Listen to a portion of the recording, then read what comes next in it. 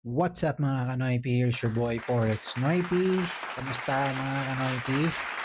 Maraming nagtatanong ngayon base sa speech ni Fed Chair noong isang linggo at saka kanina kasama ang ECB. Hawkish ba? Dovish ba? Bibili na ba tayo ng gold? Babagsak na ba ang dollar? Pero pagkatapos ng speech ni Fed Chair ngayong araw, ang masasabi ko lang ay intro muna tayo.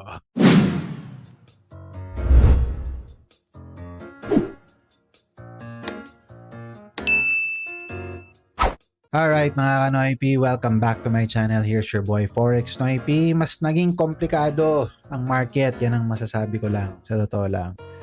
Hindi dahil may malaking announcement kundi dahil sa hindi niya sinabi. Sa mga hindi niya sinabi at yun yung pag-uusapan natin ngayon. Hindi lang natin aalamin kung ano ang sinabi ng Fed. Pag-uusapan din natin ano ba ang posibleng mangyari sa dollar. At syempre ang paborito nyo, ang gold. At bakit ang susunod na mga economic reports ang mas mahalaga ngayon panoorin kaysa sa speech mismo. Okay, balikan muna natin. Ano ba ang sinabi ng Fed kanina? Kanina nung nagsalita si Fed Chair Kevin Warsh, take note of the date today Philippine time, it's July 2, pero sa US, nung nagsalita siya, Fed 1, or sa ibang bansa, may dalawang bagay na agad ang napansin ng market. Okay. Una, sinabi niya, ang inflation expectations at inflation risk ay bumababa nitong mga nakaraang linggo. Okay? Meaning, hindi na ganong kalaki ang concern nila sa inflation. Kumpara noong kasagsagan ng oil spike. Okay? Normally, kapag narinig ng market yan, ang iniisip agad, baka mas malapit na ang rate cuts. O baka hindi na kailangan ng mas maraming rate hikes. Pero, hindi doon nagtatapos. Ang pangalawang sinabi niya ay ito. Ito ang mas mahalaga ayaw niyang magbigay ng forward guidance. Meaning, ayaw niyang sabihin kung mag-hike ba siya ngayong July, ayaw niyang sabihin kung ano ang mangyayari sa September, ayaw niyang bigyan ang market ng clue. Sa madaling salita, bahala na kayong magbasa ng economic data. Okay? Putya ka, hayop ka. Fed Chair. Hindi daw sila magbibigay ng spoiler. Ayop na yan. Pero para sa akin, ito ang pinaka-importanting takeaway. Kasi, bakit importante yon? Kasi nung panahon ni Jerome Powell, sanay ang market sa guidance. Minsan nga, isang sentence lang, gumagalaw na ang buong market. Ang daming memes niyan. Pero ngayon, parang sinasabi ng bagong Fed Chair, huwag niyo akong hulaan. Hulaan niyo ang economic data. At ito ang dahilan kung bakit. Bakit mas magiging volatile ang dollar? Bakit mas magiging volatile ang gold? Right? Ano ang unang reaction ng market? No? Yung immediately, pansin nyo, kung nanonood kayo kanina, when we look at the dollar,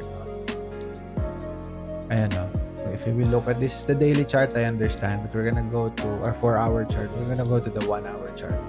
Yan.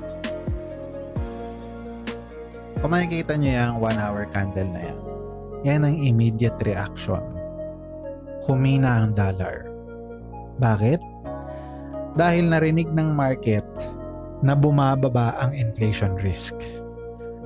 Kapag bumababa ang inflation, mas konti ang dahilan para magtaas pa ng interest rates. Which means, kapag bumababa ang expectation ng higher rates, humihina kadalasan ang dollar. Hindi palagi, kadalasan. Okay? Kasabay nito, tingnan natin kasabay niyan, still on the 1-hour chart, ayan. Lumalakas ang gold. Natural lang yan. Mahina ang dollar, mas attractive ang gold, pero not all the time, okay? Safe haven pa rin, syempre. Dagdag pa dito, lumabas din na ang softer labor data. At saan natin makikita yon? Siyempre, sa Forex Factory. Ayan, kung i-zoom out, i-zoom in natin. Huwag yan, gusto yan. Tingnan nyo yan, no? The expectation is a softer labor data. Okay? Nalalo pang nagbigay ng dahilan sa market para isipin baka hindi na kailangan maging sobrang aggressive ng Fed. Okay? Pero ito ang gusto kong maintindihan nyo mga kanoypi. Hindi ibig sabihin ito bullish na agad ang gold forever. No. Hindi din ibig sabihin ito na bearish na agad ang dollar. Okay? No. Bakit? Dahil wala pang commitment ang Fed. Yun ang problema. Okay? Sinabi lang nila na inflation risk have eased.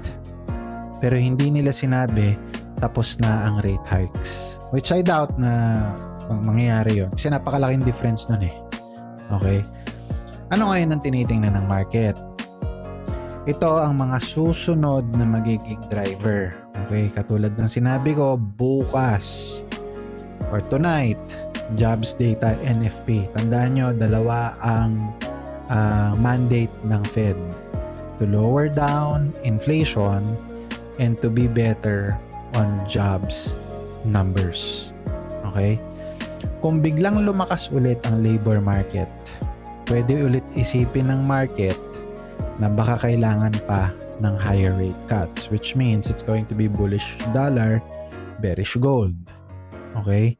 Kung humina naman ang employment, mas malaki ang chance na hindi na kailangan ng additional tightening, which means bullish gold, bearish dollar. Okay? Number 2, inflation. Ito pa rin ang hari, mga kanoypi, tatandaan niya yan. Kung bumalik ang mataas na inflation, lahat ng sinabi ngayon pwedeng mabura. I tell you that. I kid you not. Okay? Number 3, punta tayo dito sa oil. Okay? Ayan. Napansin nyo ba?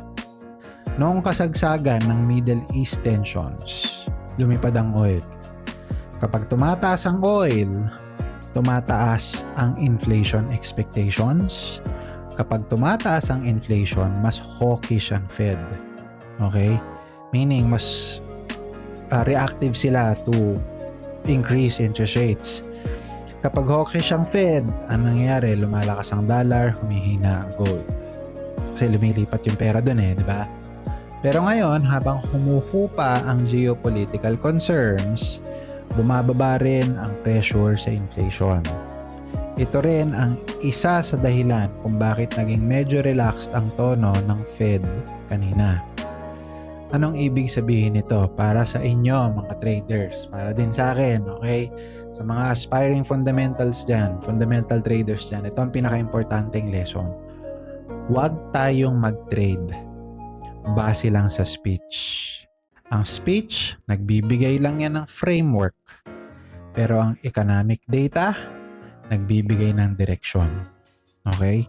So, kung ikaw nag-e-enjoy naman dito sa mga pinagsasabi ko, baka naman pwedeng pa-share, pwedeng pa-like, subscribe, comment down below for any questions. Supportahan nyo naman para ganahan naman tayong gumawa ng mas madaming content na educational like this. It's free anyway. It's just one tap of your finger. Pakisuportahan ng inyong kanoypi. Okay. So ngayon, maraming traders nakikita lang ang isang headline eh. Diba? Halimbawa, dabi siyang Fed, buy gold. Tapos kinabukasan, lumabas ang malakas na economic report, biglang bumaliktad. Kaya delikado. Diba? So ngayon, tingnan natin yun. Pag-usapan natin ang possible dollar outlook.